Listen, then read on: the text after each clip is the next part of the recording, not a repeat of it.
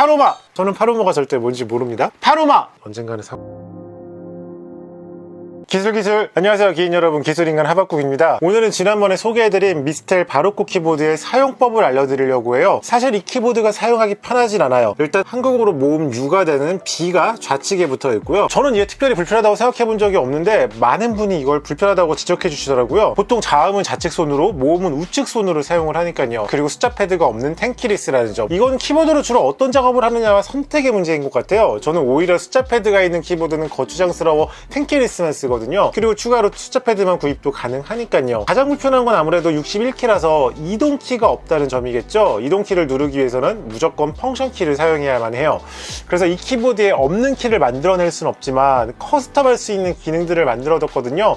저는 뭐 어떤 제품을 쓰든지 간에 커스텀하는 걸 좋아하는 편이라서 이게 좀 성가시기도 하지만 굉장히 즐겁더라고요. 그럼 저와 같이 성가시고 즐거운 일을 함께 해볼까요? 그 전에 여러분께 좋은 소식과 나쁜 소식이 있어요. 둘 중에 어느 소식 먼저 들으시겠어요? 좋은 소식을 먼저 듣고 싶다면 좋아요를 누르고, 나쁜 소식을 먼저 듣고 싶다면 댓글을 달고 좋은 소식을 듣고 누르시면 됩니다. 좋은 소식 먼저 말씀드릴게요. 일단 이 키보드는 OS에 따로 상주하는 프로그램이 없어요. 그러니까 자체 메모리를 내장하고 있어서 커스텀한 후에 따로 프로그램을 설치해주지 않아도 해당 설정을 어디서든지 적용해 쓸 수가 있어요. 저는 그 가뜩이나 백그라운드에 상주하는 프로그램이 많아서 이게 참 좋더라고요. 그렇다면 나쁜 소식은 뭘까요? 프로그램이 없어서 커스텀을 키보드에서 직접 해줘야 한다는 점입니다. 확실히 프로그램을 쓰는 게 직관적이고 편한데, 하지만 한번 잘 커스텀 하면은 이후 설정을 계속 쓸 수 있으니까 그 무쇠펜 달구는 느낌으로 한번 시작해 보도록 하죠. 참고로 본 제품의 커스텀 방법에는 키맵핑과 매크로 설정이 있습니다. 둘 다 잘만 쓴다면 정말 유용한 도구예요. 어떻게 무쇠펜을 달구는지, 그리고 저는 어떻게 달궜는지 살펴보도록 하겠습니다.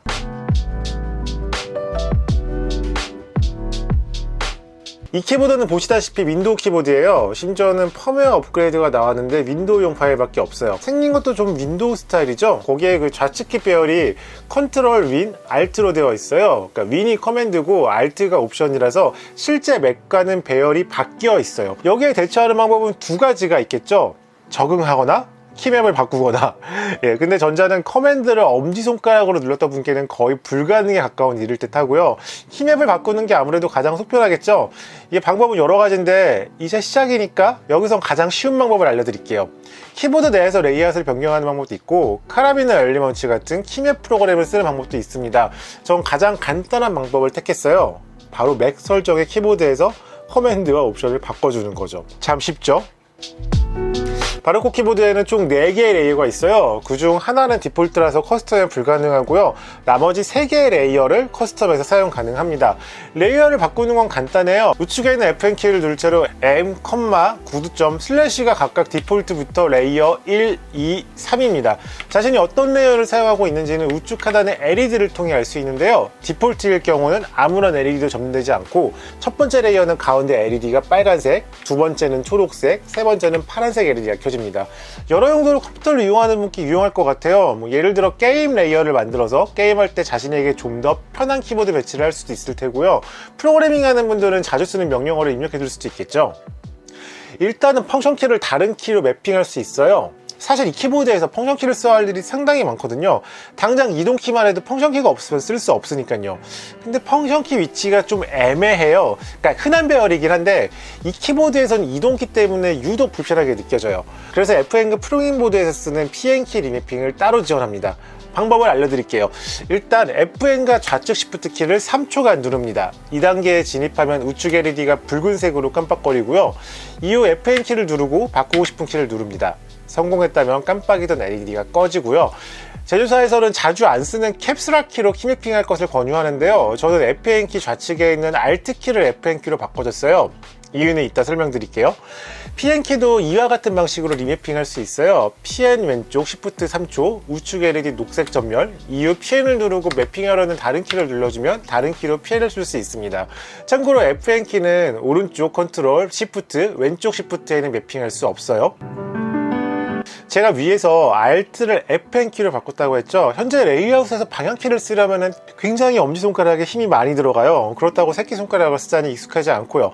그래서 일단 Fn을 Alt로 바꾸고 방향도 더 편하게 우측으로 바꿨어요. 방법을 알려드릴게요. 일단 프로그래밍 모드에 진입을 해야 되는데요. 이건 굉장히 간단해요. 일단 Fn키, 아까 Alt로 바꿨으니까 Alt키겠죠? 와 우측 컨트롤 키를 누릅니다. 자, 이제 프로그램 모드에 들어왔습니다. 여기서 쓰려고 하는 키를 눌러줘요. 저는 일단 방향키를 쓰기 힘드니 방향키를 바꿔줄게요. 엄지손가락을 좌측으로 이동시켰으니 방향키도 가능한 우측으로 이동하면 지금보다 훨씬 쓰기 편해지겠죠? 실제로는 Fn키는 Alt키와 컨트롤을 누르면 우측 LED에 파란색 불이 들어옵니다. 여기서 자신이 쓰고 싶어하는 키를 눌러주세요. 우선 전 우측 이동키인 FNL을 FN 자금 따옴표로 옮겨볼게요. 일단 FN 자금 따옴표를 누르고요. 이때 중요한 게 있어요. 버튼을 누른 후에 파란색 LED가 깜빡거리는지 봐야 해요.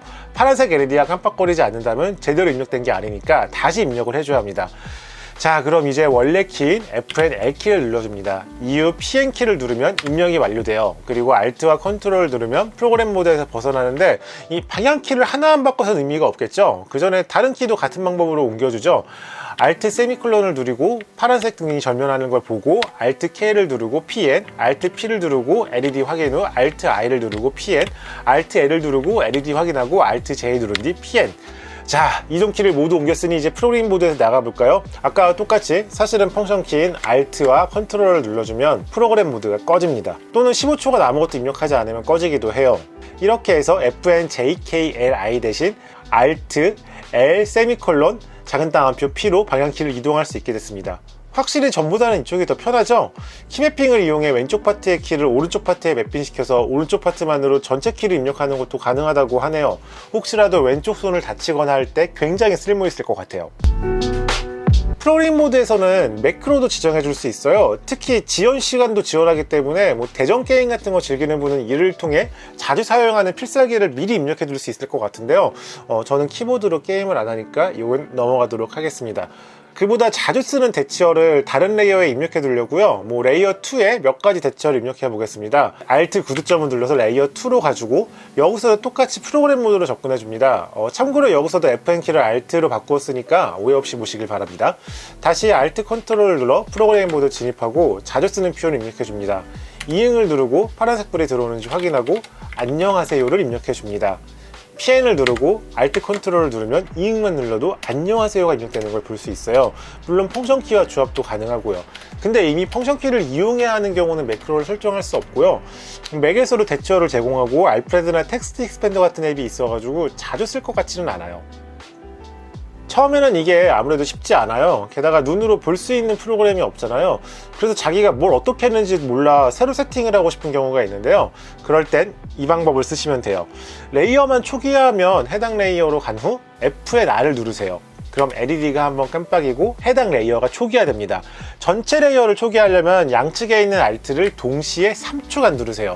그럼 우측 하단에 LED에 하얀색 불이 들어오면서 전체 레이어가 초기화됩니다. 이거는 쓰실 분이 계실지 모르겠는데 외국에도 2벌씩 3벌씩처럼 여러 키보드 레이아웃이 있는데요. 저희가 흔히 알고 있는 쿼티 외에도 드보라, 콜마크 이런 것들이 있어요. 이거는 펑션과 A를 누르면 바꿀 수 있는데 글쎄 아마 쓰실 분이 거의 없겠죠? 제가 쓰는 게 RGB면은 백라이트 조절할 수 있는 메뉴도 좀 있는데 제 건 일반 모델이라서 이건 그냥 넘어갈게요.